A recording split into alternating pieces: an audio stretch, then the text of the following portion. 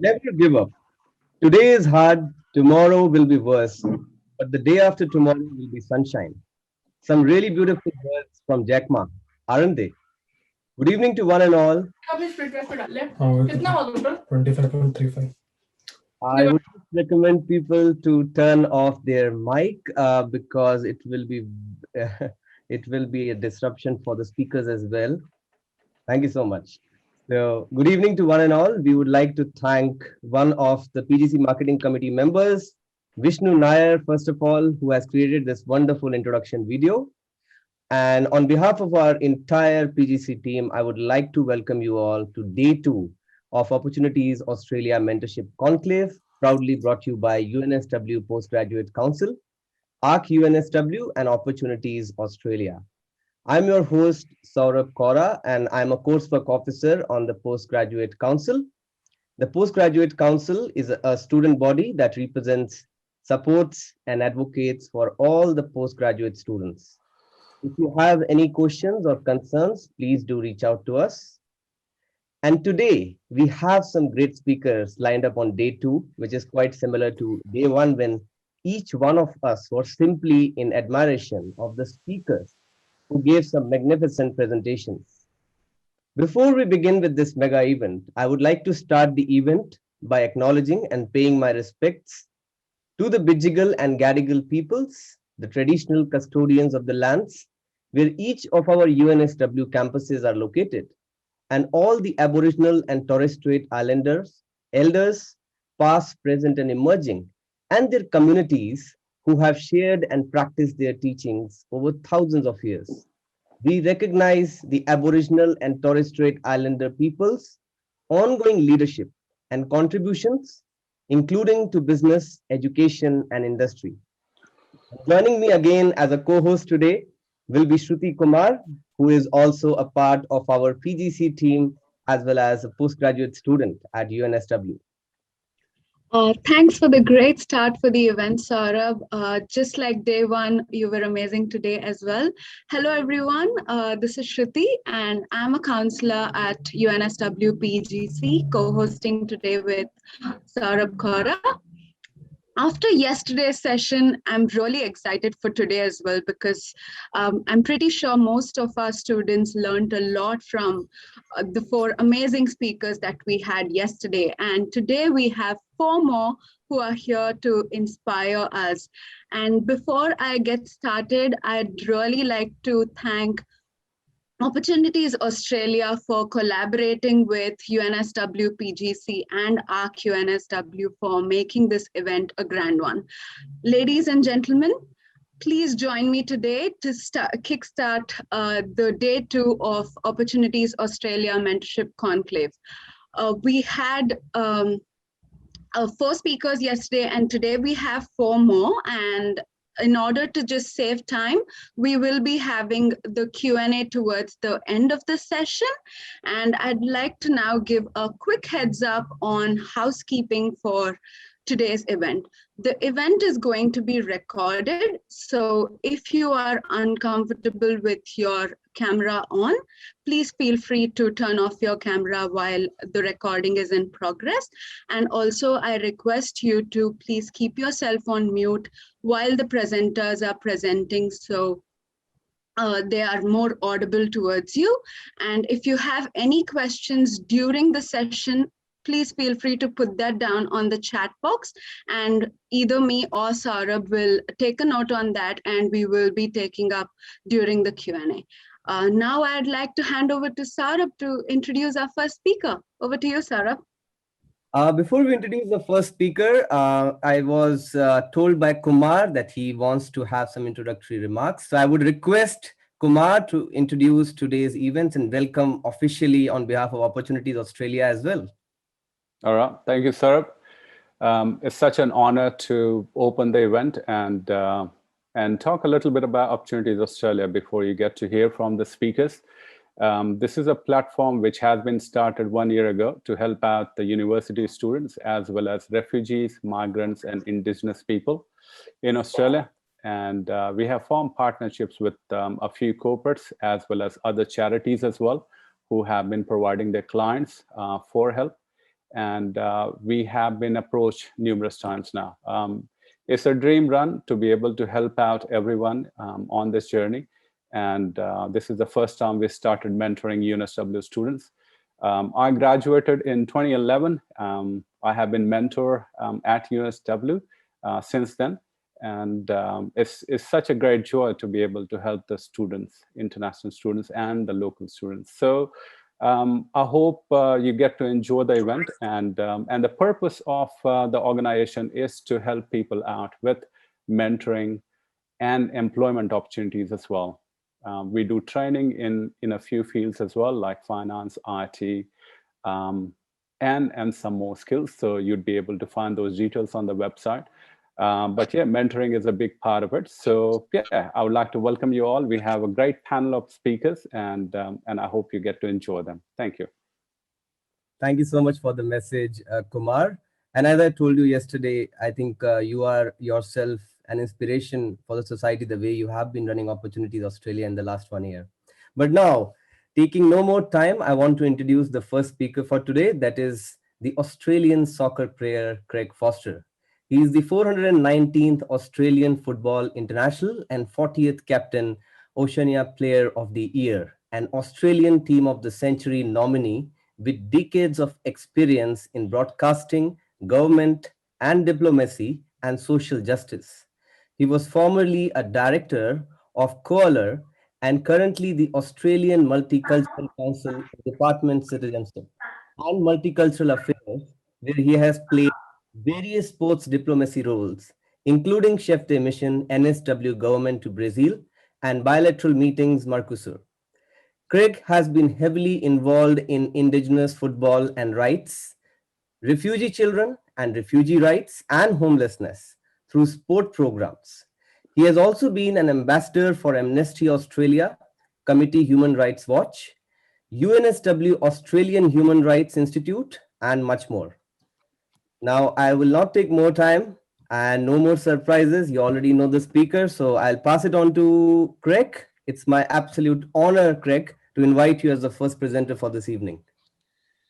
Thank you, Saurabh, and others, and it's a delight to be here. Thank you to Kumar for the invitation. To my fellow panelists, I want to recognise that we are, well, all of us, including anyone at UNSW. So I'd imagine most of you will be in Sydney. We're on Gadigal land of the Eora Nation, and that it's so important. Many of you, of course, are from abroad and come from the multiple countries around the world to come and study at UNSW or perhaps even online.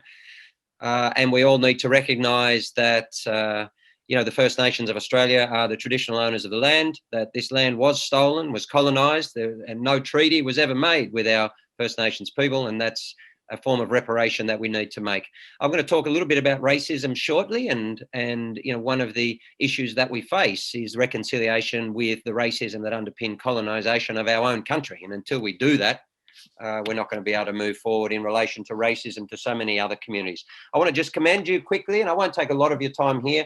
I just make some opening comments and look forward to hearing from some of your other speakers. But I just want to firstly congratulate you. It's nice to see both a female and male as the coordinators of this event this evening. That's really important, and to see gender equality already, so visible at the start of this mentorship evening is really wonderful to see.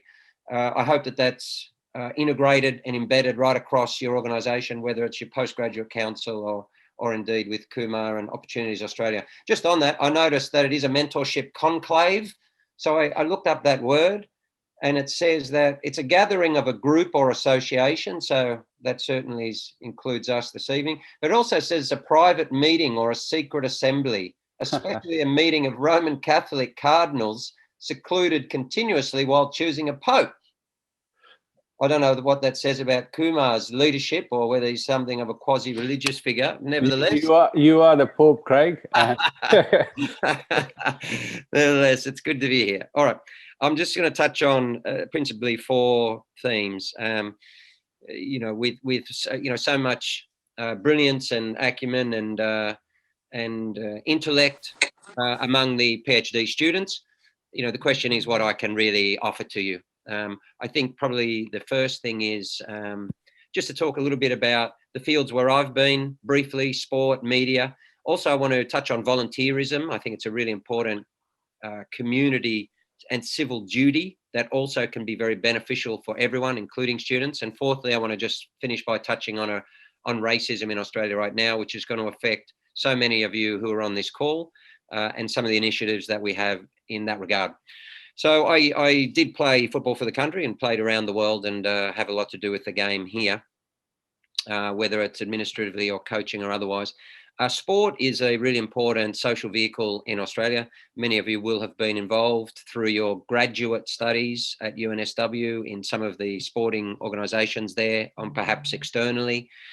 Sport is facing something of a reckoning in Australia and around the world, in part because of Black Lives Matter, which was so important to so many areas of society, both in the US, but much of the Western world, and certainly in Australia. We had Indigenous Lives Matter here that followed after that, and a racial reckoning in terms of our systems, in systemic racism, our political establishment, and of course the intersection of gender and race as well, meaning more representation of women that many of us are calling for across all sectors of society, whether that's at universities, in the corporate world, politics, or elsewhere.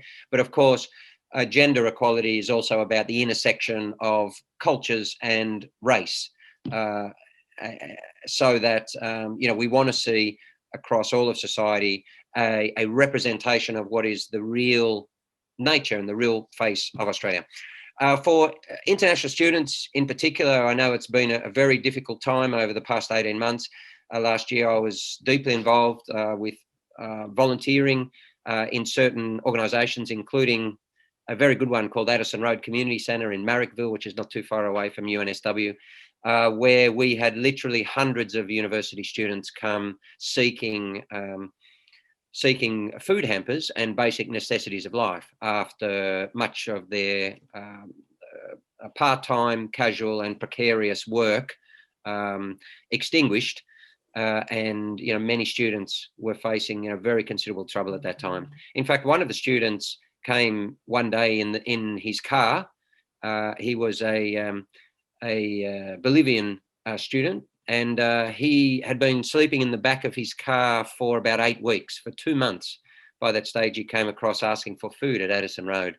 I took him and I invited him back to my place, and we kept him for quite a period of time before we raised some money for Daniel to then go and be able to stay in accommodation close to us, to stay close to the family. And thirdly, Daniel was able to then enroll in a course up in northern New South Wales, actually in Southern Cross University, and now is studying and doing fantastically well. So I've seen very, very directly the effect of firstly the pandemic on international students who were in the country at the time, and indeed we're in lockdown here in Sydney now and much else of the country. Secondly, the lack of support that was provided from the federal government. New South Wales government ultimately ended, and stepped up and provided some type of relief, as did the Victorian government, but it wasn't enough.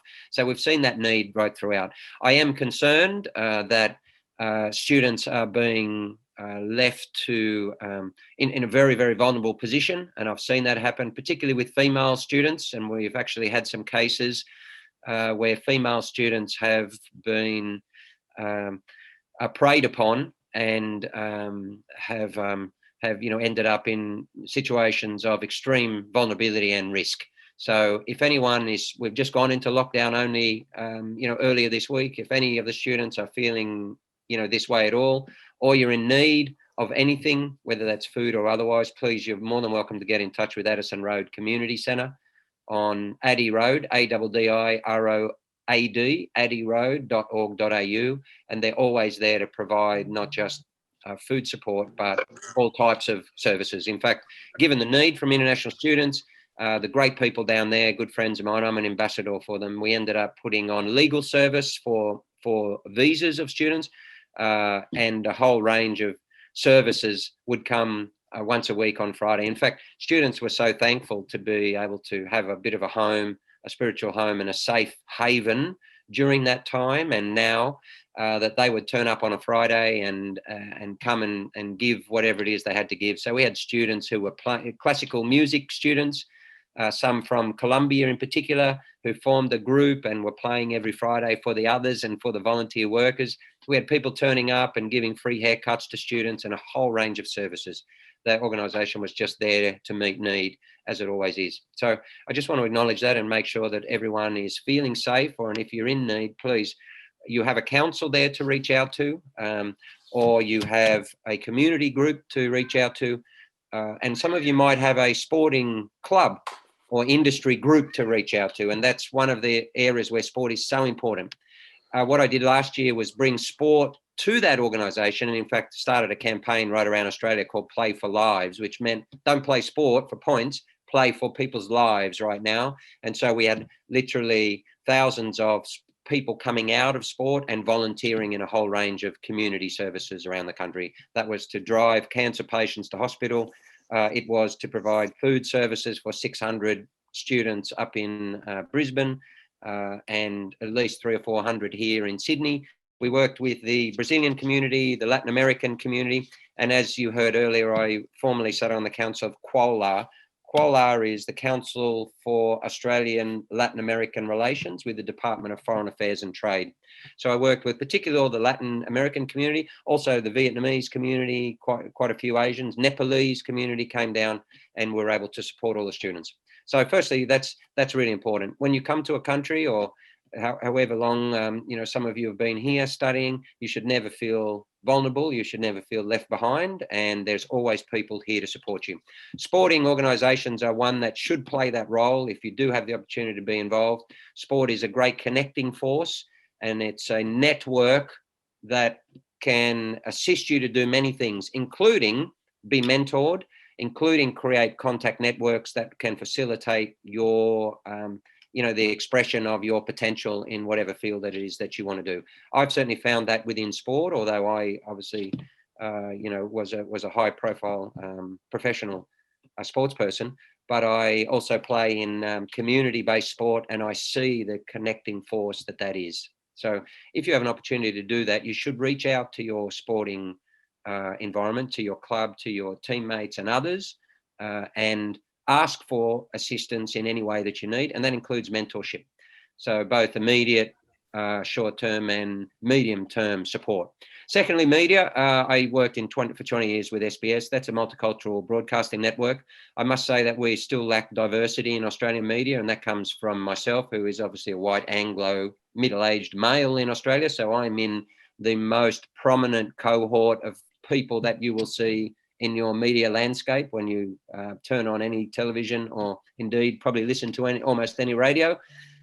So a lot of change needs to occur there. But for those of you who might have ambitions in the media, I encourage you to get involved, to support and get to know organisations like, for instance, Media Diversity Australia are a very, very good one. And one of my friends, Walid Ali, who is a prominent presenter on The Project on Channel 10, some of you might know. Walid is one of the directors of that organisation, which conducts research and advocates for greater diversity and representation of the vastly multicultural face of Australia on our television networks, which is so very, very important. Thirdly, I will just wanted to talk about volunteerism. One thing I've found is that taking the opportunity for all of you, even while studying, and I understand that many of you will need to work, of course, but even taking an hour or two each week to support a volunteer community charity organisation is firstly very important for the soul. Secondly, it is highly beneficial to create social community networks. And you will find that in most of these organisations, you have a very diverse and often highly influential network of people across the breadth of society. So if you look, for instance, at Oz Harvest with a legendary Australian good friend of mine, Ronnie Khan, who repurposes food from Woolworths and provides hot meals to hundreds of organisations across the country. the volunteer workforce there is a family. It is a group of people with very extensive social, professional, corporate, industrial, political networks and experience, and ultimately is a group of really good people. So Addison Road Community Centre is just down the road. Should some of you wish to be involved, you're welcome to come down to Addison Road Community Centre and volunteer with so many people there from all walks of life. We have legendary Australian actors and singers and sports people and all sorts of a cross section, highly influential corporate Australian directors and chair people who come down with us and volunteer to simply pack food hampers. It might sound odd to think that that's a way to for you to create networks whilst also doing good, but it's exactly what it is. It does both of those things. I would encourage you to do so just for the benefits of actually helping people, of course. But given that this is a mentorship program, I just wanted to mention to you, don't underestimate the power of going into community networks where volunteerism is happening in charities, because you will find not only a group of great human beings who want to give, but you'll quickly realize that many of them are directors, CEOs, founders of startups, politicians, and a very broad cross-section of society. So any of you who feel moved to do so, please get in touch with Addison Road Community down there. And finally, I just wanted to talk to you, I guess in some ways reassure you. I know we've got a very multicultural, diverse group of postgraduate students, but that you know, an increasing number of Australians are recognising, you know, the racism that many non-Anglo people face, and I might say also it's within communities and intra-communities and in between communities, but certainly has underpinned much of Australian history, given our colonisation and our inability to deal with that. From time to time, we've had this repeating pattern where various newly arrived immigrant groups were demonised and attacked. We had the Vietnamese in the 70s, and we had the Greeks and Italians and Croatians and Serbs, Yugoslavs, that, you know, so many play my game of football and others. You know, I've seen that over a very long period of time, these things occur. In recent years, we had the South Sudanese Australian community feeling rightly victimised. And of course, we had, you know, Australian Muslim communities and others. So I recognise and acknowledge that it does occur, that has increased during COVID, particularly to our Asian Australians or Asian visitors here studying. And it's something that we have to confront, firstly acknowledge, secondly confront, and thirdly do our best to eradicate.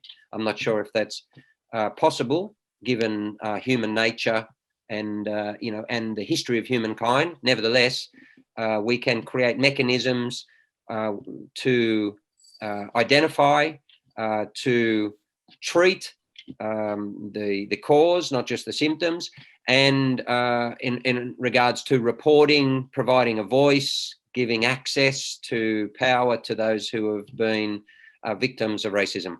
Recently, I lent my name to a movement called Racism Not Welcome. You can find that at racismnotwelcome.com.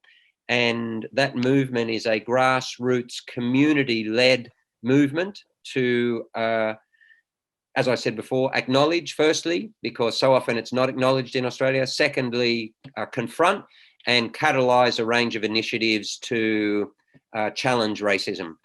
Just last week, we were, the motion to support Racism Not Welcome was passed by the ALGA, that's the Australian Local Government Association, that's the association of all councils around the country, all 536. The City of Sydney itself was one of the earliest councils in support several months ago, and Racism Not Welcome signs will be going up quite soon in the City of Sydney as you walk down George Street and elsewhere. Very prominent signs letting everyone know that racism is not welcome. Of course, that doesn't eradicate or solve it, but what it does do is publicly make a statement. It makes the issue visible, creates conversations, and allows us to then catalyse initiatives around that. We started recently with the first exhibition, photographic exhibition at Addison Road Community Centre, and we expect to see these in every council around the country in the next 12 months. So it is something that many people in Australia, increasing number, I think, are looking to eradicate and to confront. And I encourage all of you, if that's something that you have faced or in fact do experience, you can get in touch with us at Addison Road Community Centre or through racismnotwelcome.com. And you'll have people there to identify the actions that you can take and do our best to support you and to call out the behaviours and make sure that people understand that they can't get away with that. So those are the main themes that I just want to touch on briefly. That was, sport, media, volunteerism, and racism not welcome. I know there's some questions that have come up. I don't think I'm supposed to answer those at this time. I know that you guys want to move on and give the best opportunity for others to speak. So thank you very much for the opportunity, Kumar, and others. And it's been a delight to spend some time with you. Thank you so much, Craig. That was truly moving and motivating as well. And thank you once again for supporting so many international students. I'm pretty sure that many of them would have felt helpless, especially not being able to connect with their home country as well during such a pandemic. But thanks a lot. And I hope this has inspired a lot of our students here to volunteer and help whoever is there with them, as well as moving ahead after graduation as well. I hope they continue to volunteer and support each other. Thanks a lot. But moving ahead, we have another inspiring story coming from Juliana Owen, who is our next speaker for this evening. She's the founder of New Mind Consulting, which is a life and career coaching business that is designed to help you achieve your career goals, as well as it is a curated consulting that would help you in addressing some of the challenges that life throws at you.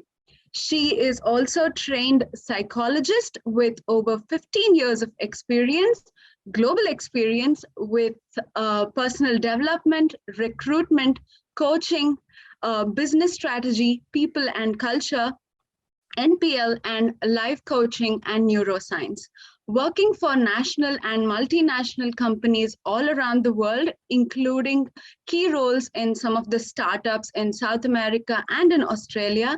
She has a true passion for helping people to find success in their everyday life as well as in their career. It is my honor to introduce you today, Juliana. The stage is now over yours to inspire all our students. Over to you. Thank you very much, guys. It's a pleasure to be here tonight, and very exciting to be talking to so many students as well, because I understand exactly where they are right now. I'm going to share a little bit about my story with you guys, and I hope you can get inspired. So I did my degree back in Brazil in psychology, and I started working with recruitment and HR pretty much 6 months after I joined university. In Brazil, it is slightly different than here in Australia. You can study and work at the same time.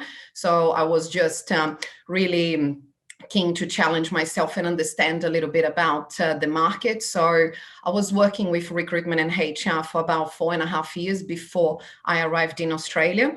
The reason why I moved over here was to improve my communication skills. By the time I was working in Brazil for an American company, and I had the opportunity to step up, but I had to improve some skills before I was about to take over the position. So I arrived here with pretty much the aim to improve my communication skills, but I fell in love with Sydney instantly, did an English for Business course for about 6 months.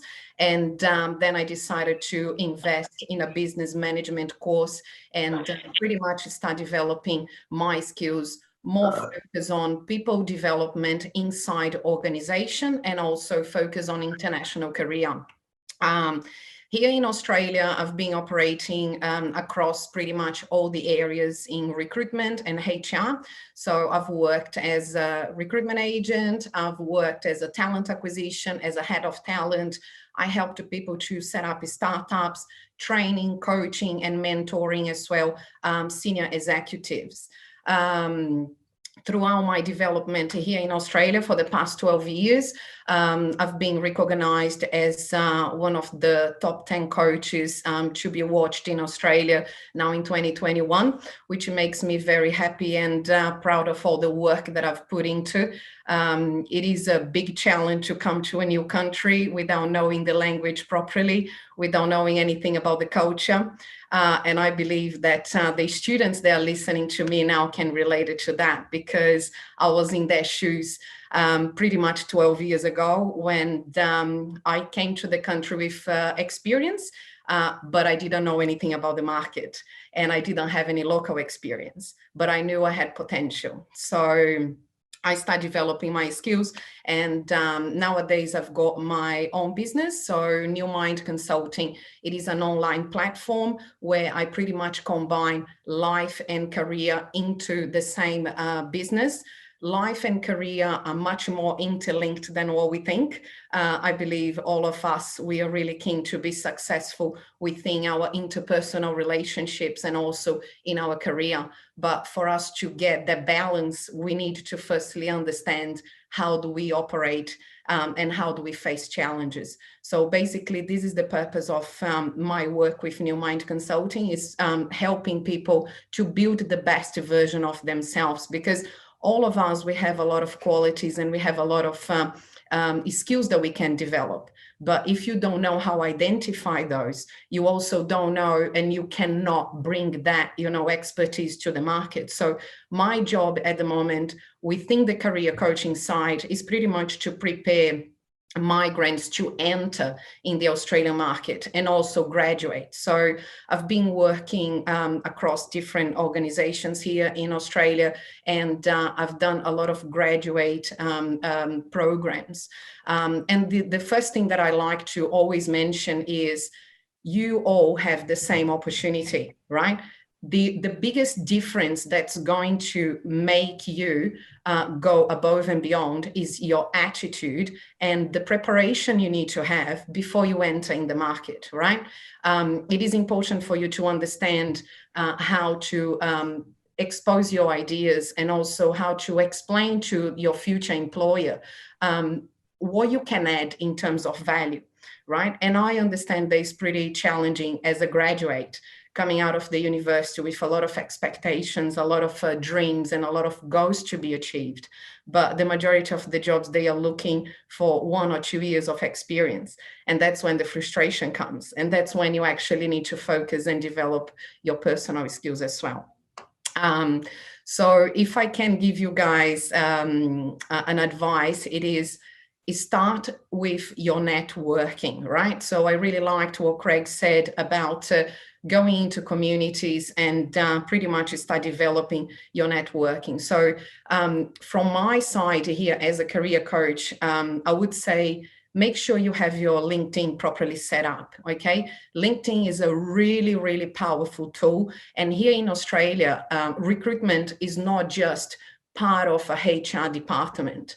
Recruitment is an industry, and is a very profitable industry, and is a huge industry. So the large companies and the big organizations, they will be looking for specialists in the market to pretty much find the best talents. And these large organizations, they also have programs for graduates. Consulting business as well, they look for graduates in order to train them and help them to develop their career under a senior mentor. So if you are looking to pretty much start getting ready, I would say first thing, focus on a LinkedIn profile. Make sure you can highlight your soft skills. Make sure you can add all the projects you've done at university, because if you're thinking, I don't have local experience, it's fine, but you have done so much work throughout the university and throughout your course that you can definitely showcase those, those projects to your future employer and pretty much show them how you can add value to the business. So this would be my tip. in terms of life coaching, I work a lot with neuroscience as well. So here in Australia, I am I'm certified in neuroscience of leadership and also neuro-linguistic programming. So the focus of the work that I do is pretty much working with all your cognitive area and how do we put all those thoughts and into your behavior out in the environment. So if you are looking to develop your skills, my tip would be start pretty much setting up your plan and start managing your expectations, because everyone have the opportunity. If I came here without knowing anything about the market, and obviously I went through lots of challenges until I got the opportunity to have my own business and give it back to the community and add value to people's life, I'm pretty sure that you all can do the same. So I guess that's basically it. Just focus on getting your expectations ready and prepared before you start entering the market, so you can increase your chance to be more successful. I think that's it. I don't know. I'm just conscious about the time. No, Is that okay? Because I'm just conscious about the time. But if you'd like to take more, that's fine too. Yeah, so basically that's pretty much an overview about what I do and what I would be focusing on if I was a graduate, because you will be facing a lot of different challenges. Some people will come with a lot of expectations.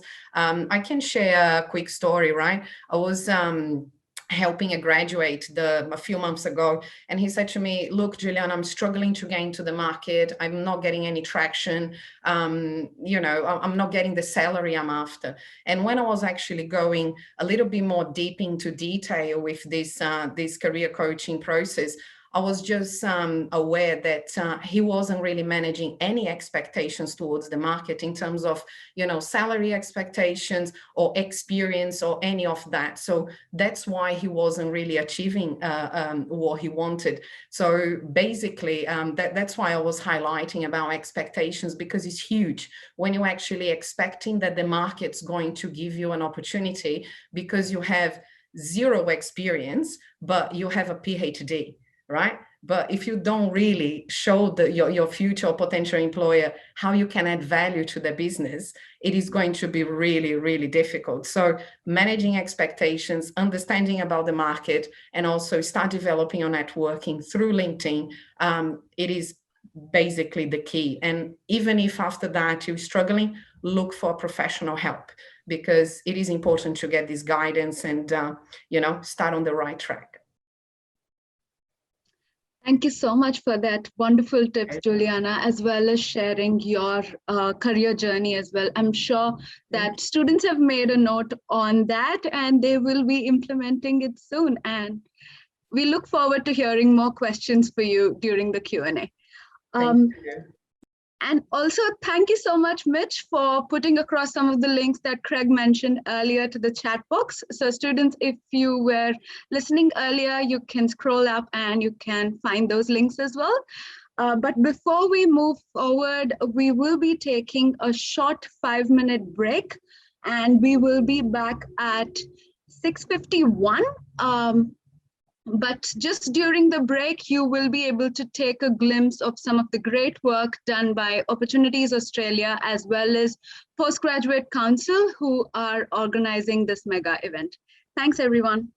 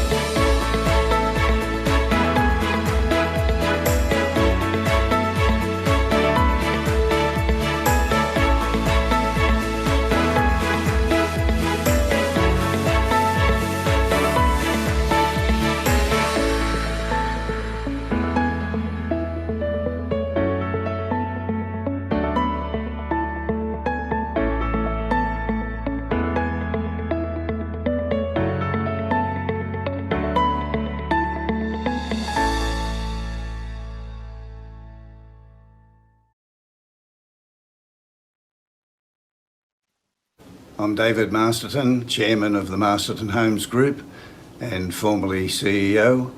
I first met Kuma in 2015 when both of us were doing the CEO Sleep Out to raise money and awareness for the homeless. Kuma is very charity minded, and his latest venture is Opportunities Australia, where he finds employment for those that are unemployed and arranges to skill them up so that they can seek new job opportunities.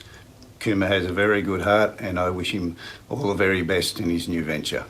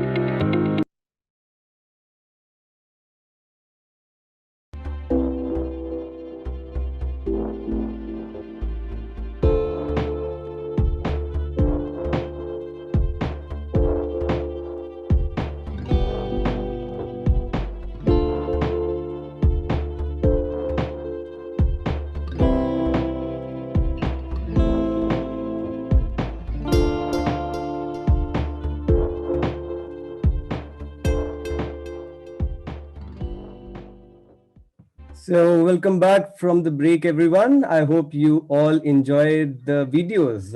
That was just a quick glimpse of all the great work which has been done by Opportunities Australia and also the Postgraduate Council at UNSW recently. So persistence is very important. You should not give up unless you are forced to give up. And these are some great words by the CEO of Tesla, Elon Musk. And we definitely have some great speakers today who have shown how being persistent towards your career goals can eventually take you to success. It's time now to move forward with the next speaker for today, that is Maryam Zahid, who is the founder and director of Afghan Women on the Move. She started Afghan Women on the Move to support women who have survived war and trauma. For the past 18 years and over, she has worked for the community by constantly focusing on gender equality, women's rights, and displacement of Afghan diaspora around the world. She was awarded the Blacktown Woman of the Year Award in 2019 for her incredible work towards the community. Currently, she is working as the Domestic Violence Prevention Project Officer for Sidwest Multicultural Services. To add more, she is also a theater writer. She has written One Woman Plays, and as the founder of the Afghan Women on the Move, Maryam has successfully led refugee women in arts and cultural programs as parts of the Daneha exhibition and performance program at Blacktown Arts. I could probably go on, but I will leave the stage for you now, Maryam, to speak more. And what honor it is for me to welcome you now as the third presenter. Thank you, Saval. Thank you very much. You're very kind with your introduction. And hello, everyone. I also would like to begin by acknowledging the traditional owners of the land on which I'm meeting you guys tonight. I'm meeting you guys from the direct land, and I pay my respect to their elders past, present, and emerging. And I also thank the Opportunity Australia, the UNSW, the ARC, and all the supporters and volunteers that put together tonight's event. And it's I was looking forward to meet you guys on the stage and yeah, see you all, but this is also a very good way to connect virtually with our friends. So a little bit of, well, you've said a lot about me and there's not much, but if I just take you guys back to my journey of coming, because I'm presenting Afghan Women on the Move here as a founder and a director, and normally people, when they mention the name of Afghanistan, they quickly go back to the media announcements and the news on talking about Taliban and the killings and the bombings and all of that. But also Afghanistan has been a place of beauty and nature and resources and people and like me and you guys. And now that we have opportunities for those of us that we had survived the war, and we have the opportunities here in Australia and found the safety and security. We didn't give up on the dreams that probably we didn't get back home. I stayed without much schooling or doing much outside of home for almost 20 years when I was back home. So when I came to Australia at the age of 20, I came with no prior education or any documents to show that I have done a school or I haven't done a school. How do I prove myself to what needs to be done for me to move forward? And seeing all these opportunities in this wonderful land. But as you said, I didn't give up on the dream that I have. And I went to knock on a school door, and I expressed my my aspirations and dream that I wanted to be at a school. I don't want to go to TAFE, and because when you come from a country that English is not their language, or even they don't get have it as a curriculum in the schooling, you come with no language. So you come in a country with no language, with no awareness of their culture, you have no understanding of the norms, and going to school, it gives you that awareness and that knowledge. So I came with that ambition that when I find opportunities, I'll go to school. So I was at the age of 20, sitting next to the 16 and 17 years old boys and girls, pretending that I was a 16 years old girl. I did my HSC when I first came to Australia. And from there, I moved on, and I have now a very diverse educational background. To cut the story short for you guys about Afghan Women on the Move, it's a platform that functions or work outside of community politics and religious perspectives. So that makes us unique, and that makes us a bit broader in terms of to address the issues and advocate on the issues that community face, especially women and young girls. And so Afghan Women on the Move is, we have services on health platforms. We also have a service on storytelling and exhibition. That's a very powerful tool that we use and advocate and raise awareness and the programs to empower women through storytelling and exhibitions and documentaries. Because the work that I involve working with women from cult communities, most of the time we come from a country where they come from a place of trauma, and it's working with them takes a bit longer than those of us who had the privileges of having the growing up here and going to school and knowing the language, don't feel discriminated. So all of that, women from cult communities or refugee and migrant backgrounds, they have a lot of obstacles or a lot of challenges to face to get to where they wanted to be. So through art and exhibitions and storytelling, we are able to tell their stories if they are shy at the beginning to dream. And that's the tool we use to communicate to the wider Australian community. This is the tool where we tell their stories and get them on the camera to come and say their dreams and talk about their dreams. And that really was impactful, and still we are very strong on this aspect of the organization, from reaching out to the mainstream society and challenge a perception of Afghan women and women of color in the contemporary society. So yeah, we are, and also it just allows wide range of expressions from women to build that individual's confidence, and someone like me to be able, after probably 20 years, once you get all your helps and all your network and you build that confidence, you build the language, to now create a platforms for others to come in and use it. And then me being as a domestic violence prevention officer, also I see a lot of women that are coming from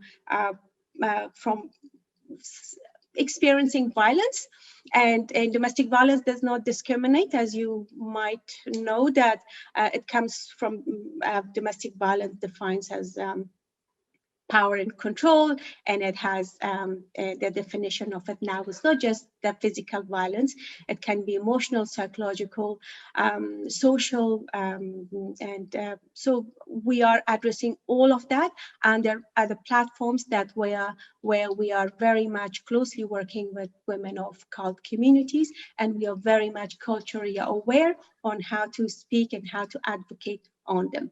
So that's pretty much from my from Afghan Women on the Move, that what I do, and yeah, and Thank you so much, Maryam. I think that was truly incredible and moving, and I look forward to hearing more success stories from Afghan Women on the Move, and I hope this inspires a lot of students out here. Yeah, and for the students, I may just add that for the students that are listening to us, I cannot emphasize enough on the importance of activism and making awareness for the next generations. Because what happens is, at the moment, that the era that we are living and the generation that we are working with, all these unpredictable things that are happening around us, make sure that you are aware of what's happening around us, and how do we just not just go by Google search and become biased and become, the more we understand about what is our culture at home, what is the culture of our neighbor, the culture and the norms of the society we live, how do we address if we see somebody in trouble, how do we advocate on the vulnerable people? That is what makes our generations more strong. It takes us from that vulnerable positions of people using and abusing us, and especially from the when you have the opportunities on having the education and you coming from an academic perspective, these research and these readings, and if we don't put this one in practice, and if we don't have that as a burning activism inside you, just having the job and sitting behind a blue screen, so having those perfect social media posts on how wonderful job and titles we have, that does not solve the issues that it's a contemporary issues that we are facing at the moment, and also our social responsibilities from our corporates and from people that have a job that they don't have the opportunity to go and work with grassroots organization with volunteers. I don't want to repeat much on what our other speakers said, but the importance of working on the grassroots issues can make a huge difference, can decrease the violence in our communities, can decrease the discrimination against people when we are aware of who is who around us. While we are working in an organization where there's lots of diversity and we understand, and if we work in organizations that we don't have diversity there, how do we challenge that, and how do we make sure that there is equality of presence of men and women, presence of cult women, women of color, and a position of leadership in a government, and all of that can make a huge difference for us as people that already working on the ground, but our younger generation who are now more equipped with information and with knowledge because of the opportunities you guys have to come and give us a hand, because we already create that pathway, right? And if we have the volunteers and the friends to come on board and give us that push from with their skills, we can make a huge difference in shorter time. I'm not asking to go shortcuts, not like that, but to just kind of, different skills will add a lot for all of us to make this world beautiful, and also Australia is a beautiful country, and Australia is a multicultural community. Nobody can deny that. Yes, we do have in most cases or some cases of discrimination, or women of color or cult communities left behind, in all of the politics is systematic discrimination that maybe somewhere is in place. But with awareness, with our activism, in a sensible way, in a very civil way, we can do a lot, because how our grandparents and the patriarchy and then the masculinity fought the issues with guns and power and control, that does not work anymore, at least in countries like this. So what works now is our voices. And I have women that works with me, and we work together, or they volunteer in an organization that I represent. Sometimes they get shy or embarrassed because of the language barrier, the accent they may have, there are other obstacles from their social, where they're from, what their parents will say, what's their society, the culture they're coming from. But our job is to create these safe platforms for them to address and be comfortable and feel more welcome. So I think my 15 minutes is over. I think, yeah. I'm not going to say much. Thank you so much for being such an inspiration and motivating all our students, Maryam. You were just amazing. And we look forward to hearing more questions for you during the Q&A. Okay, thank you. But now moving on towards our last speaker for today, Mr. Sidney Cachuela. He is the COO and co-founder of Pop Tax. He has built Pop as the quintessential platform for all the Australians to be empowered by accounting and finance, not to be confused by it. Pop is the first step for breaking down the dreaded tax return system through its software. It has completely revamped the whole tax return process and created the fastest, easiest, and the most affordable tax return in Australia. Their mission is to reinvent and refresh the Australian tax and accounting industry through technology. Their expert team can deliver and advise on a wide range of services, including accounting, tax optimization, bookkeeping, structuring, and business strategies. It is definitely a pleasure to welcome you today, Sidney. The stage is now over to you to present. Thanks, Shruti. Yeah, really pleased to be here to share some, hopefully, words of wisdom with you all. And you know, we've been following up the other speakers with a lot of knowledge that they've brought. Saurabh, I'm very happy that you opened up with a quote from Elon Musk. He's always been an inspiration for me and also the team at Pop. So it's really awesome that you said that. Craig Foster, you know, bringing in the community, building something and joining community so you build for the soul as well. That's an amazing point. Juliana, you know, career and life are so intertwined. So focusing on yourself and your mind and wiring that correctly is super important. So definitely resonated with that. And with Maryam, storytelling, you know, that's such an important part of being able to get people to understand you. And I think, you know, for the students out there, we've put this presentation together with Opportunities Australia to help you find, I guess, your next steps and help you along your journey in your career and in life as well. So, you know, storytelling is an important part, like what makes you you, and how can you tell that story to whoever you're speaking to, like a prospective employer, that could, you know, get them to understand where you're coming from and how you guys can work well together. So, you know, amazing points from previous speakers, and yeah, looking forward to speaking a bit about myself and hopefully some tips and guidance that you could use in your own life, but potentially not just for students, for anyone listening into this call as well. But it seems like a lot of people have their videos off. I'd love to see some faces, because then I can, you know, see if I'm boring you or I need to change topic quickly. But I understand if it's not something that you're comfortable with. So yeah, a bit about me.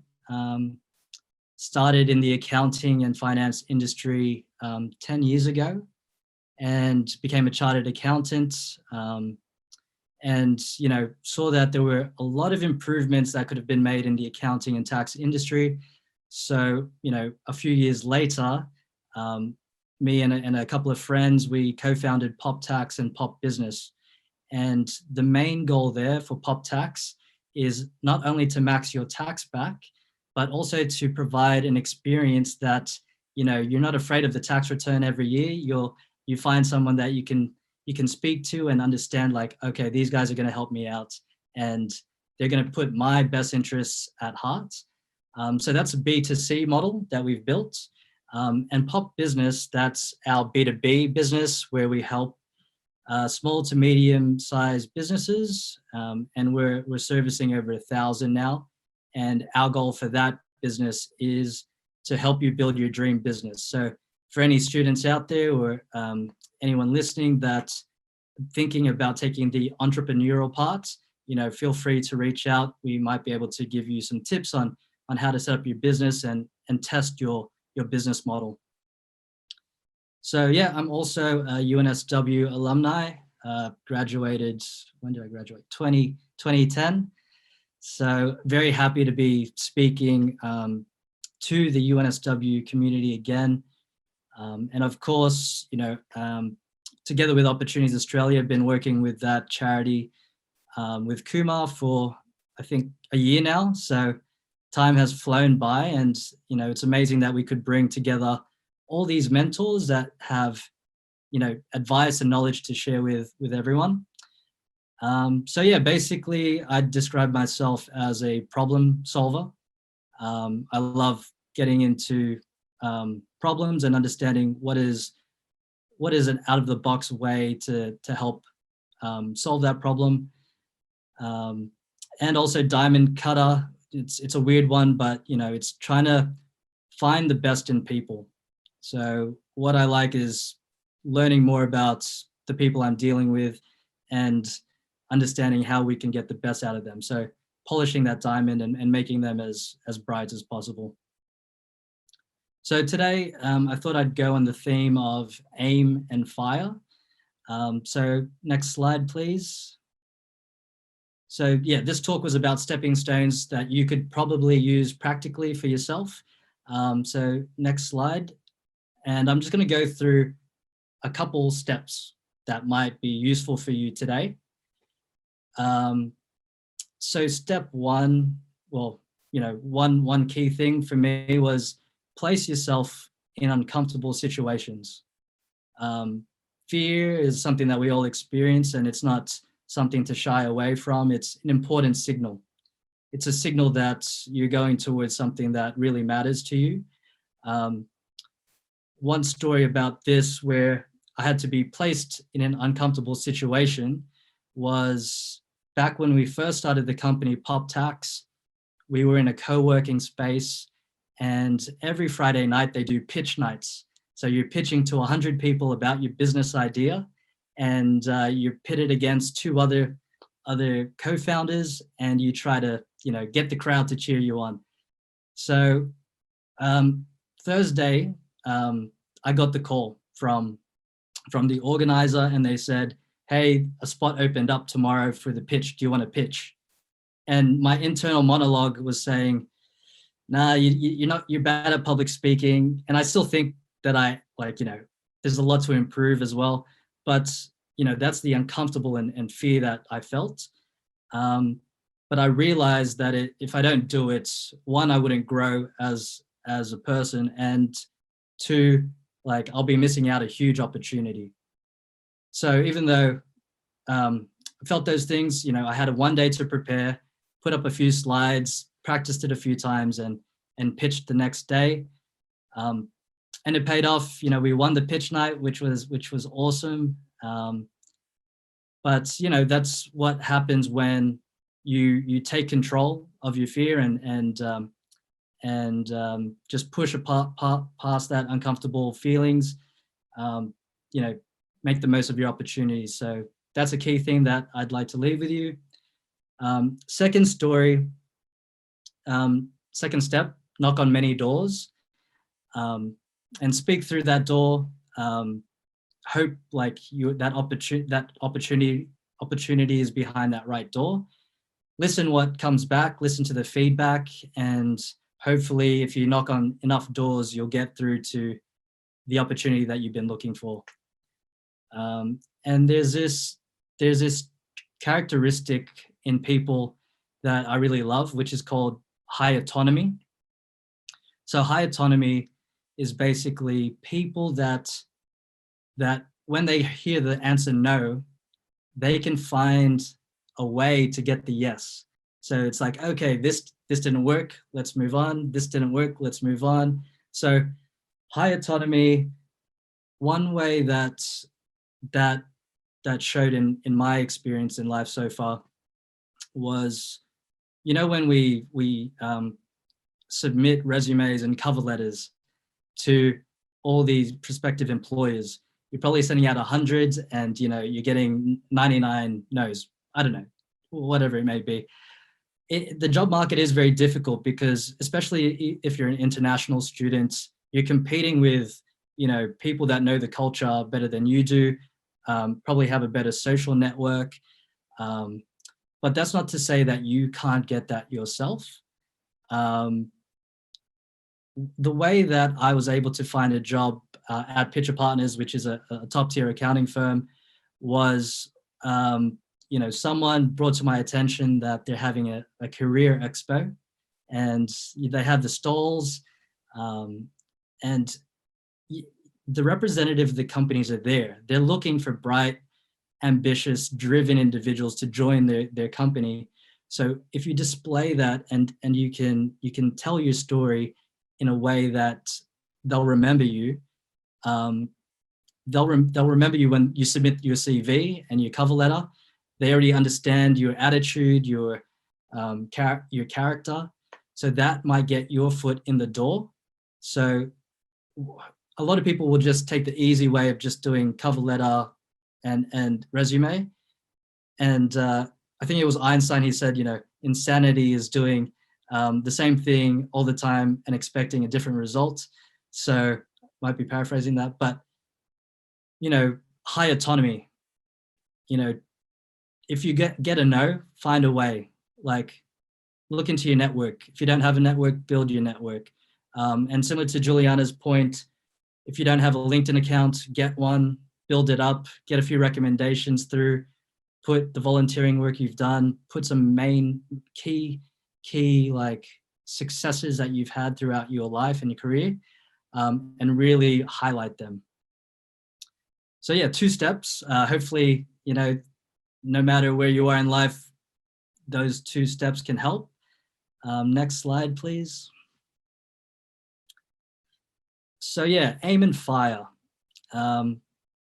It's amazing that you guys are on this Zoom call today. So thank you for being a part of it. You're all capable because you're in postgrad. You're very fortunate and you must be intelligent, right? So, you have some really great traits working for you. So really leverage that. Some people that have all these traits sometimes don't end up succeeding because of a few things, but one of them is, are you hungry enough? Do you really want where you're trying to go? If you don't feel that fire, maybe you're going down the wrong path. You're not really following what you want to do. Coming from, you can probably other people have different expectations for you, but the most important expectation is, what is your expectation for yourself? And in today's world, we're so fortunate that we have this paradox of unlimited choice. So we could basically do anything, like, if you really think about it. But the problem with unlimited choice is, how do you choose? And that's a problem that I think everyone will think about, like, am I in the right career? Sometimes it's like, am I with the right group of friends, or am I like, it could be anything, any relationship that you have with anything. But the most important thing is, what is your unique vision for yourself? And when you find that, that's what you should aim for. And then once you know what that looks like, you can take your first steps towards that, build out an action plan, talk to mentors, talk to your friends, get their perspective on it, because if you ask enough people, you knock behind enough doors, and you listen, you'll be able to get the right information that you need to get closer to your vision. At the bottom of the slide, you'll see this video, Your Next 15 Moves by Patrick Bet-David. I basically tell everyone about this guy. So I really would recommend checking it out later. But he talks about language and lens. So language is the words coming out of your mouth that, he puts it, do you really know what you want? And he gives a good example of, say, your perfect partner. It's like, okay, they're 5'7", right? They're like 5'7". And then he goes, I found this lady, she's 5'7", but she's 80. So it's like, although you said one criteria, you really need to be specific about what you're looking for. And in my job at Pop, at sales, it's like, here is exactly what we're going to do for your business. Here's exactly what the price is. Here's what the process is.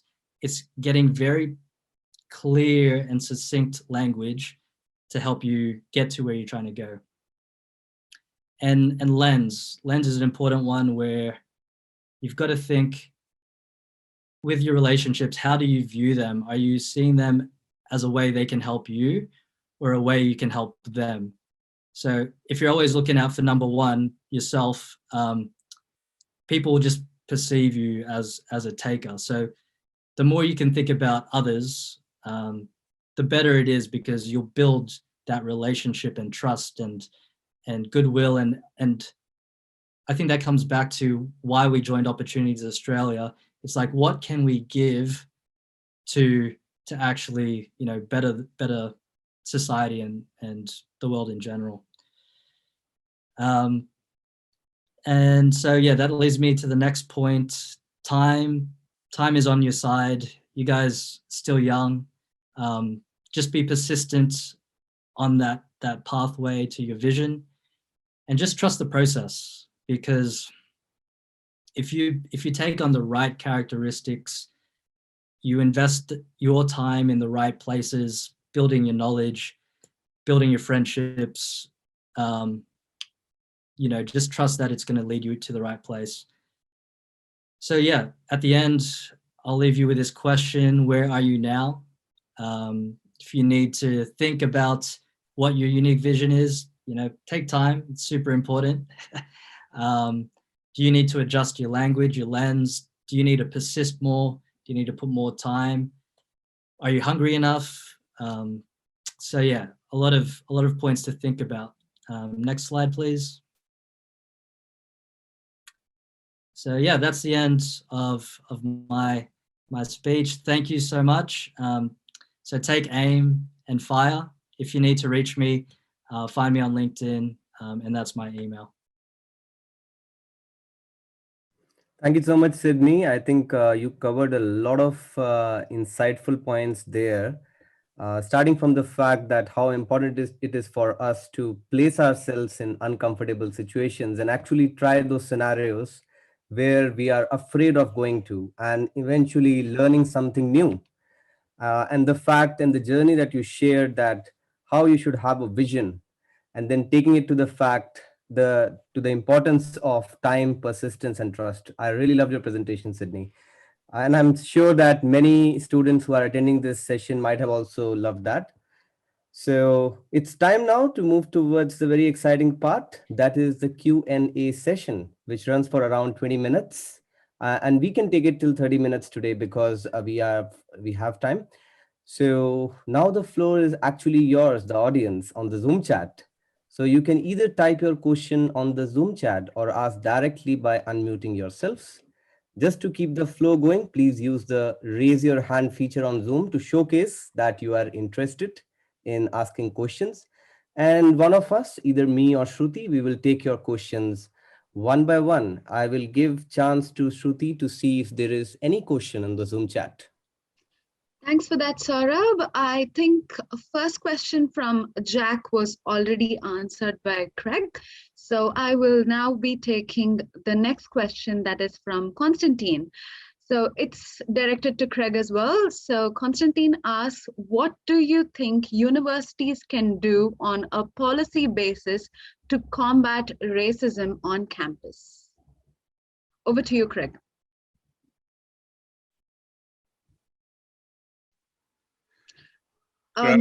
Craig is not available at the moment. Craig had to attend to another business actually, so my apologies. Yeah, Kumar, if you'd like to go ahead, or Maryam, if you'd like to take this question. Could you please repeat the question? I'll try. Yeah, absolutely.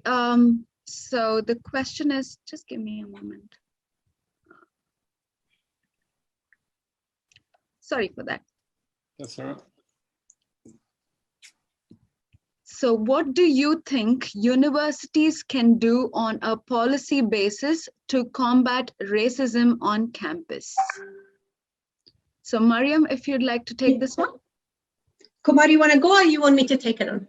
I'll answer for a minute.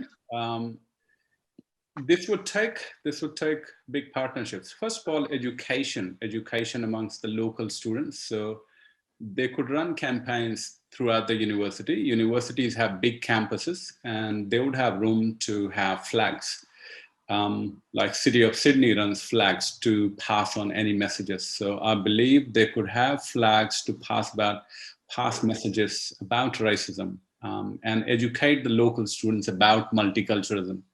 I must say it's about time that universities as well as other councils also do that. As Craig Foster was talking about running a campaign about racism, the tagline is "Racism Not Welcome." If universities can also run those campaigns, something around those lines, and run some seminars to educate the local students, I think that'd be good. And if some of the brands could also partner up in this, because university students go to work, right? All the students. So if brands could also partner up, they come out for sessions, etc., in which they touch on this thing. Is multiculturalism is a big thing. 1 out of 5 Australians are born overseas. So and those people range from doctors, engineers, scientists, etc. So what's there to not like about it? I mean, if you have a need to go to a doctor or engineer, etc., you'd go and you talk to them respectfully. But if you go to Coles checkout, and if that's a person of color, and if you don't have to show respect to them, you would not do that. Or in university, if you don't have to deal with that person, if you don't need anything from that person, you might look down at them. So there is no need for that, because in future, that person might, the person you have looked down to, or the person who you have passed a comment to, etc., in the university, that might become your doctor. You never know. You might have an accident and you're there in the hospital, and here you are, the same person. So tables always turn. And I believe it's not too difficult to run campaigns out there in universities. It's up to the deans, vice chancellors, and chancellors, etc. And I was very pleased, actually. I received a letter from UNSW that David Gonski and another vice chancellor from UTS, a very hardworking gentleman, who has become the vice chancellor of UNSW. So David Gonski is a big name out there in the industry. And I believe in his term, UNSW is going to do very well. I would also, in my power, not that I have so much power at this moment, but as I have started to interact with the brands out there, big corporates, one of my mission would be to interact in terms of racism, and to provide equal opportunity to all the candidates on behalf of Opportunities Australia. This is really a mission and a dream for Opportunities Australia.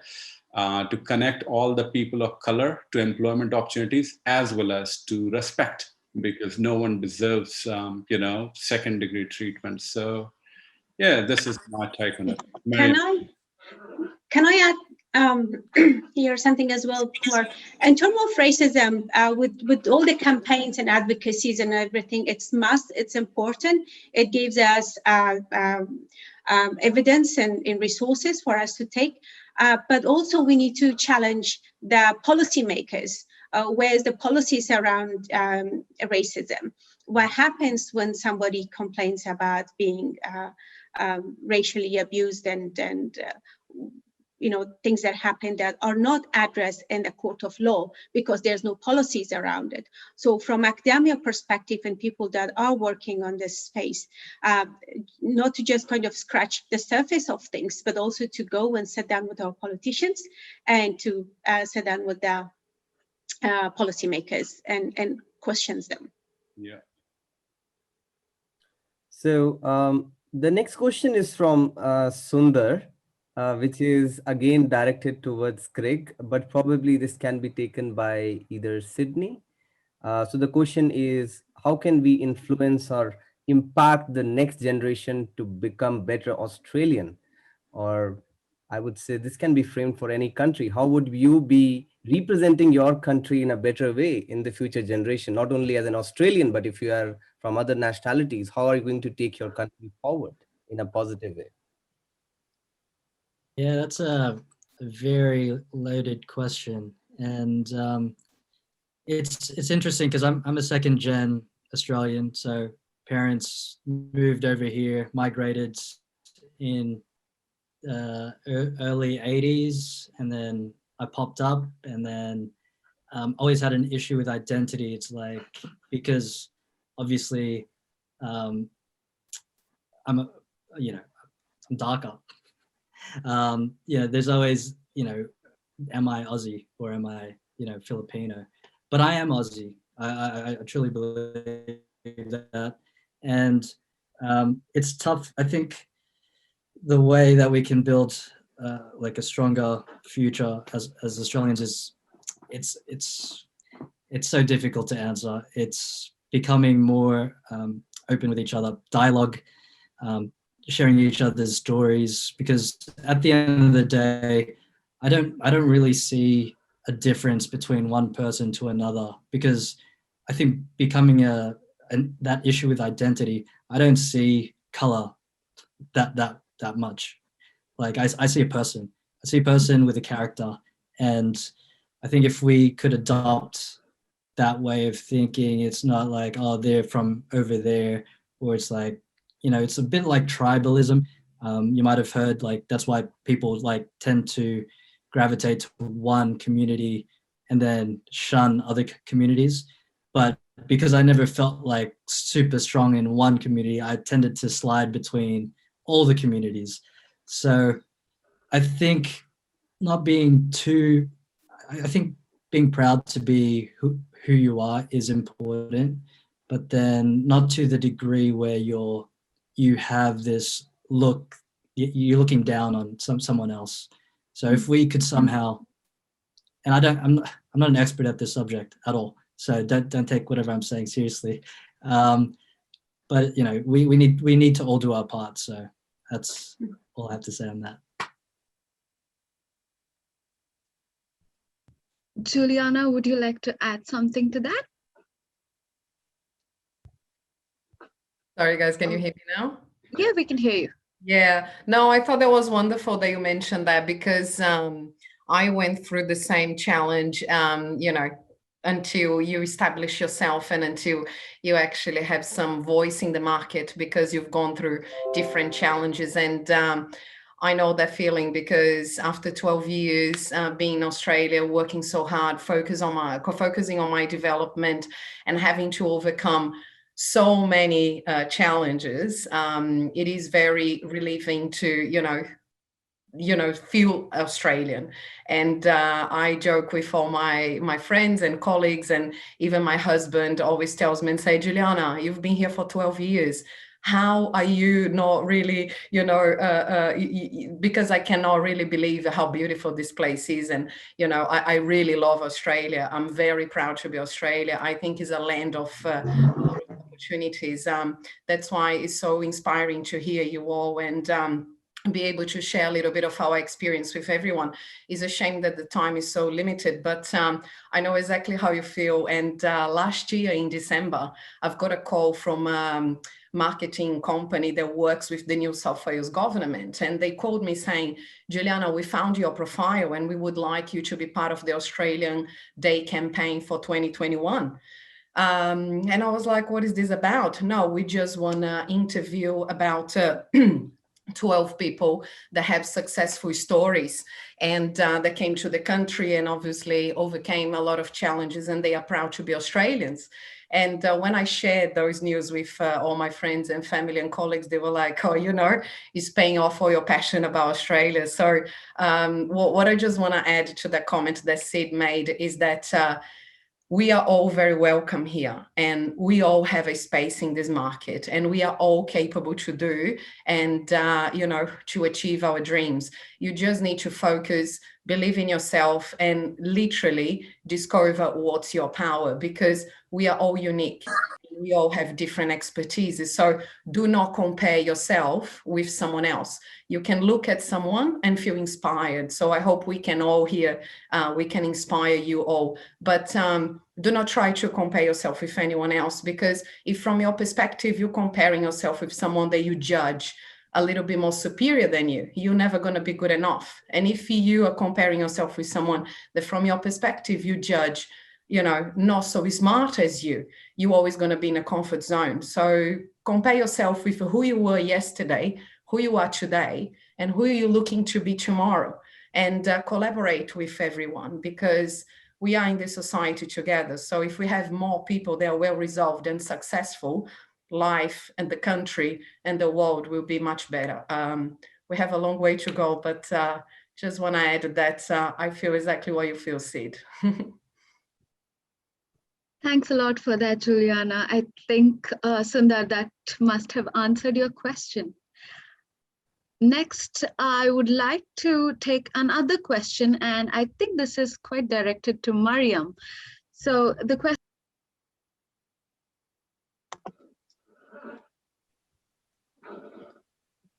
I can't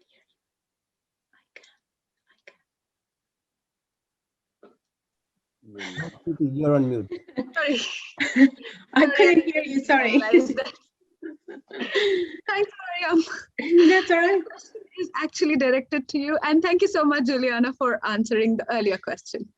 So the question for you is, how can you raise the self-image of women, regardless of background, to be successful in environments which are typically male-dominated? So it's a very good question, but I would probably need an hour to answer it, but I'll go quick from what I have experienced as well. In a lot of part of the world, and even in modern countries like Australia, there is still imbalance between gender imbalance or exist, patriarchy, male-dominated societies that are in we experience. So in that, all women faces a lot of challenges. It is not that women and men are much different in terms of their aspiration, what they want to achieve in life, their dreams, their likes and stuff. But it's just that women, mostly women, or at most of the times, women are they do prioritize their what they wanted to do, and normally they take on or first choose their families and loved ones and their homes and things like that. So that's where we sometimes fall a little bit behind, and this is where our surroundings become more male presented. So to answer the question in a sense where we have to address the bottom line for us to be able to bring a balance in the society. Let's talk about the current place that we are living in Australia, that how our husbands, our brothers, our sons, our male friends, colleagues, male politicians can help us and accommodate us places where we can be still a women and being a loving and caring person, so human beings that we are, but also to be able to take part in the places where male are as well, for example, in the government bodies and the leadership platforms. And for women to believe in themselves, that because we are very multitask, if we organize ourselves, if we make our male partners, male friends, ask for help. Don't feel too guilty if we don't cook every day. Don't feel guilty that because back home we served everybody and we cannot serve here our husband and our in-laws and everybody else. I hope my in-laws are not online, but anyway, so we can take a little bit of tone things down and find, because of the opportunities are here, we can find things that are makes us more visible. For a woman, for somebody like me, coming from a very male-dominated society, I don't just face the country's perception about women. I also face and answerable, or I challenge where I live at home, and the expectation that outside of my house has from my husband, that your wife must be this, and that, for me to be able and function and be more visible in the society. But as a woman, how do I create that balance that I convince, and I have spoken words and I have spoken about my rights, but in a nicer way, to my husband, and through him to my family, and through my family to the society and to the country. So see how many obstacles and how many layers we have to address to be able to challenge that perception and become visible, but it's not impossible. So for me, it's for us to be able, we must speak up, We must educate ourselves. As Juliana said, we must educate ourselves to our rights, to what our rights are, to the country that we are residing, and what is the best way to approach it. No, violence is not the way that you go and fight with your husband or your husband fight to you. It's not the way. It's not the way to just go silent for a week because you can't get something done. You have to have that. You have to build on your communication skills for anything in life if you want to achieve. Thank you so much, Maryam, for those remarkable comments that you made. Especially, I think your journey is quite inspirational for the larger community. The way you have been empowering women, not only within your community, but I think it has inspired people outside your community as well. As I was telling you yesterday. Thank you. Thank you. I don't think I have empowered. I'm not going to use the empowered words from myself. It's just that helping or connecting with other women, connecting outside of my community, connecting with non-Afghans, that become that a network, and that network gives you a different perspective in life. And that platform on my network, whether they're male or female, they become a healing aspect. So I'm healing from the place where I've come, from a place that I was, let's say, invisible for 20 years. And with connecting now and becoming more comfortable, I'm feeling that I am healing, and I'm feeling I feel happy, and when people around me, they feel happy, and I bring a lot of coffees and chocolates, and people even enjoy more. Yeah, that's so. We'll just take now two more questions because we are also looking at the post networking session. So the two questions we'll take, one from Akshil and one from Isha. For Akshil's question, it is directed towards Sydney, and he's saying that, thank you, Sidney. I'm also from accounting background. I just want to know about your thoughts on future of accounting, like how automation might gonna impact this industry. Mm-hmm. Yeah, thanks. Great question. Automation is definitely a part of the future on how the accounting industry will evolve. In saying that, you know, when the industrial age came through, everyone thought jobs would be lost, but jobs were just transitioned. So different types of expertise and skills will always be required. And there's some key skills that through any age, they're always going to serve you well. And these are skills that we hope to teach at Opportunities Australia. So, you know, critical thinking, decision-making, soft skills, management skills, interpersonal skills. And then it also comes down to, you know, mental health, physical health, and also goes into finance, like how to make sure that you can maintain a budget, not spend over your means, not fall into the debt trap. So, you know, a lot of these skills that aren't really taught, they're sort of, you know, through your life experience, you pick them up. You don't really get to practice them unless you put yourself in uncomfortable situations. So I think, yeah, to get back to your question, automation definitely going to be a huge thing in accounting. So that's why engineering, like jobs in engineering, computer science, data analytics, they're becoming a lot more prominent. But you will still need, if you're an accountant, you'll still need that base knowledge to make sure that you can bridge the two disciplines. So innovation happens where two disciplines meet. So, you know, automation is computer science combined with whatever field you're in. So, yeah, hopefully that answered your question. Thank you so much, Sydney. I hope, Akshil, your question is now answered. But even if you have further questions, we will be taking you to the breakout rooms where you can directly interact with the speakers, and then you can ask in detail about the questions that you have. One last question that we can take in the Q&A. Maybe I can ask this question to Juliana. It's coming from Isha, who says that during and post-COVID, What kind of skills would be in demand and how can we match up to the new ways of working? Very good question. Okay, so just going straight to the point, I would say the skills that are on demand, it really depends of the area that you operate. So different industries at the moment, they need different skills.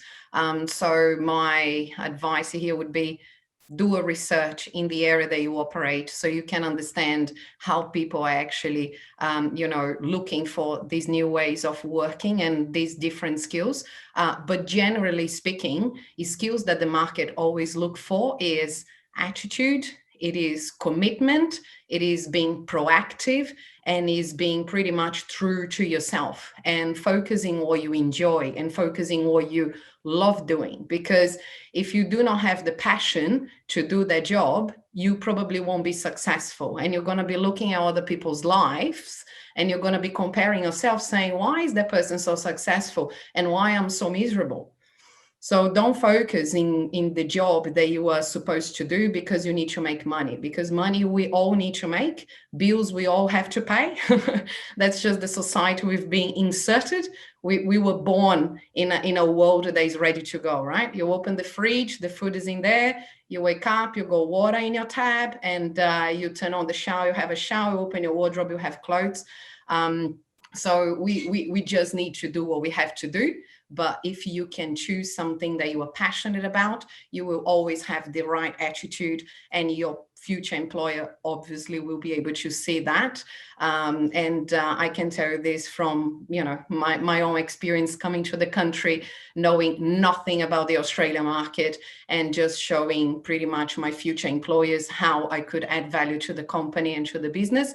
So be passionate about what you do your market research, increase your network and expand your network through LinkedIn, which is extremely powerful. On LinkedIn, you got functionalities where you can join groups. So in the search bar, you just type names of groups relevant to your work and to the industry that you operate. Once you join these groups, you will be able to be part of discussions. And usually these people, they will be talking about market trends. So what is happening or what they are looking for. Sometimes they even share business projects that they are working on. So they just ask for people's opinion. So, hey guys, I'm doing this and that. Does anyone have a tip? I've got a presentation to the CEO of the company. So through those conversations, we start getting insight of what is your market and your industry in the country is looking for.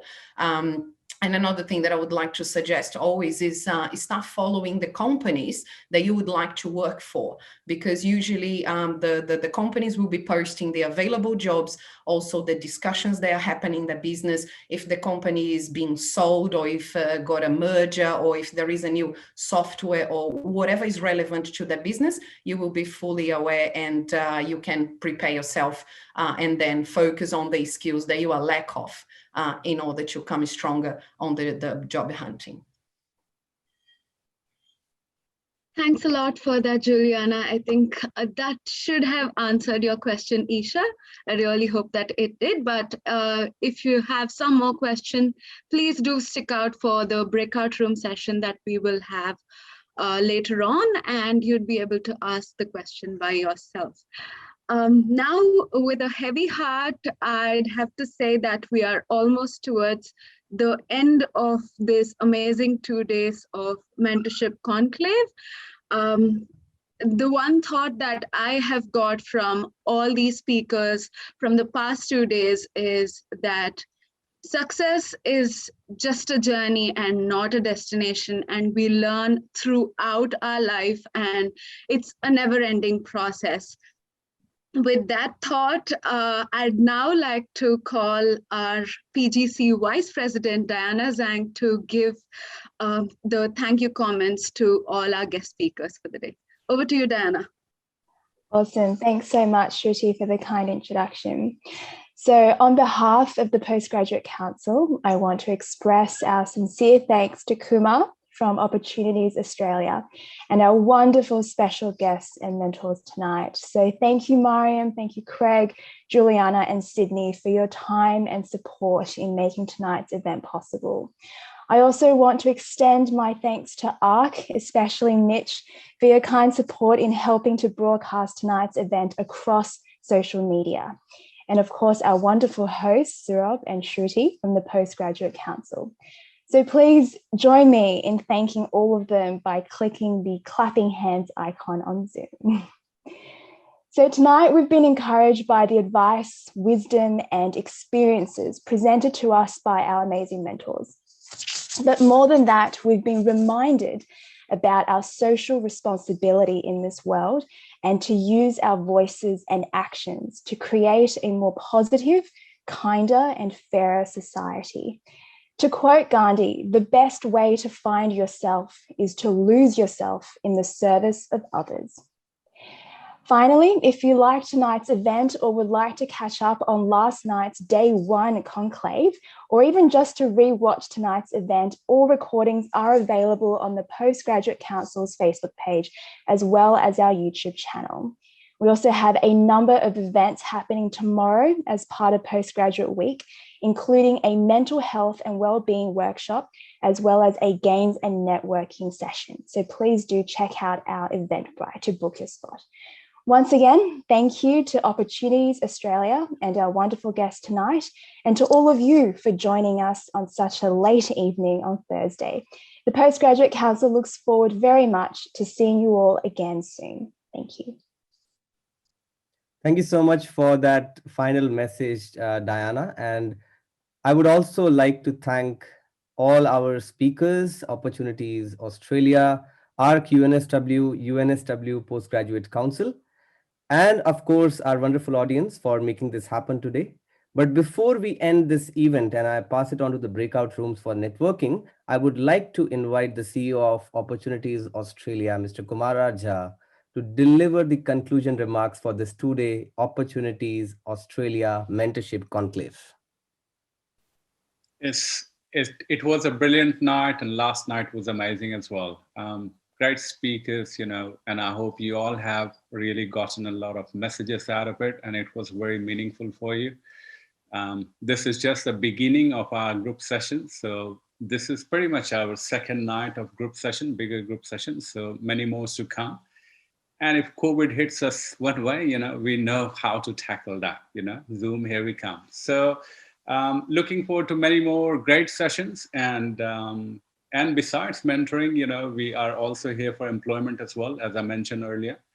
And there are some technical fields that we help you out in. We got Juliana, we got Sidney, so people with, great skills. We had some IT people last night as well. So whatever requirement you may have, just drop us a line and you'll hear from us. And most likely 99.9% that we would be able to help you out. So it's a great passion of all of us. At this moment, as I speak, we have over 60 volunteers in our team, and they're all very passionate to helping you out. So it's such an amazing, it's a dream run, and we are here for you anytime you need something. So that's all from me. Thank you. Thanks a lot for that, Kumar. This event wouldn't have been possible if it weren't for the amazing collaboration between Opportunities Australia, UNSW PGC, as well as ARC UNSW.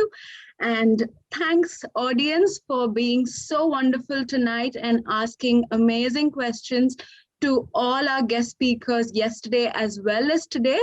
Please do stick around for the breakout rooms as well, where you can individually go in and ask for questions. Last but not least, I'd love to thank Mitch as well for being the great support in the back end and helping us in streaming this live on Facebook, as well as taking care of everything that happens in the background for this wonderful event on Zoom. Thank you, audience.